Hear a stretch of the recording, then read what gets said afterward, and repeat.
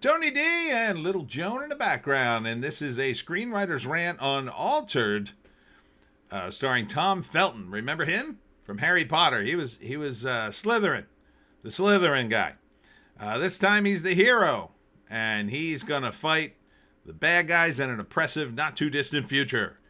And he's disabled, but he can make an exoskeleton that allows him to walk and fight crime. Smash like and subscribe. Thank you for smash liking and subscribing. Thanks for checking out my books, The Pineys, books 1 through 18, available at Amazon.com. Don't forget, Kindle Unlimited is free. Thanks to all who came out to the event this morning. This was, I got to read it because I can't remember the name. It has a long name. It's the CARPP Breakfast, and that's for retired police officers in the Osprey Seaville area. And a lot of them are from Philly. They gave me this cool patch. Ooh, it's got like the Grim Reaper on it. It says Philly Police. That's pretty cool. So thanks for coming out. It was a really great event. And they also gave me breakfast. So it was nice. All right, let's get into it. So Tom Felton fighting the system. That's their terrible symbol for the resistance. It's always about the resistance in these movies.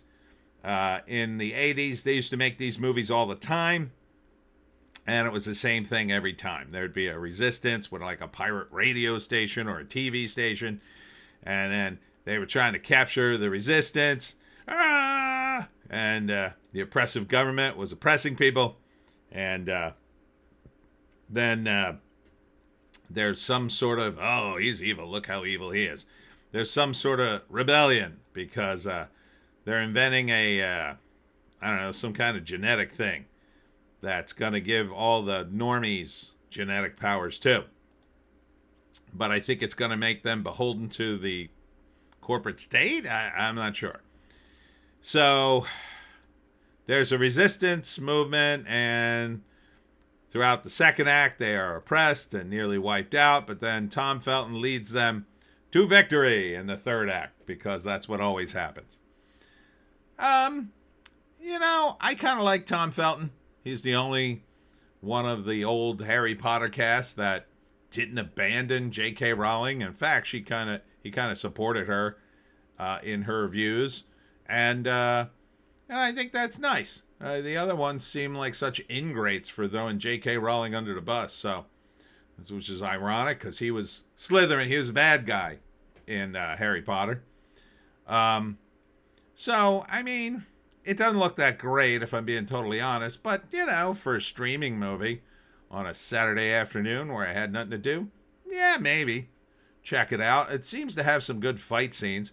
This is a good costume for that because you could put the stuntman in the costume, he could do all the cool moves, and then when he takes off the mask, it's Tom Felton again.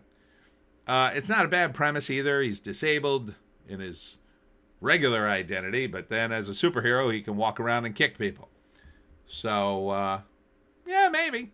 It doesn't look too bad. Checking out the IMDb.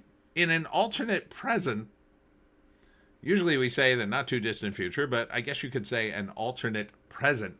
Genetically enhanced humans dominate society. Outcasts Leon and Chloe fight for justice against corrupt politicians exploiting genetic disparity, risking everything to challenge this oppressive system. I kind of don't like the end of that. The last part of that sentence kind of makes it sound like it might be modern day politics, but this plot existed before current politics, so maybe it's not a clunky allegory for Trump, I hope. Director Timo and writer Timo Rensola. Yeah,